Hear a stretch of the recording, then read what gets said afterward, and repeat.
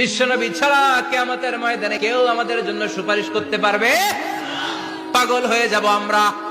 সূর্যটা মাথার কাছে, ক্ষুধায় তৃষ্ণায় জিহ্বাটা কুকুরের মতো বের হয়ে ঝুলতে থাকবে, মাথার মগজগুলো গলে গলে নাকের ছিদ্র দিয়ে কানের ছিদ্র দিয়ে বেয়ে বেয়ে পড়তে থাকবে। বাবা ছেলের দেখলে দিবে দৌড়, বলবে চিনি না, ইয়া নাফসি আল্লাহ আমারে বাঁচাও, ঠিক কিনা? পীর সাহেব মুরিদ রে বলবে চিনি না, মুরিদ পীর সাহেব রে বলবে চিনি না, ভাই ভাই রে চিনবে না। সব নবী আর সব উম্মতের একটাই জিকির, ইয়া নাফসি ইয়া নাফসি। নবীও জিকির করে ইয়া নাফসি, উম্মতও জিকির করে। সবাই সাইয়েদনা আদম রে ধরবে, সাইয়েদনা আদম বলবে আমি পারবো না।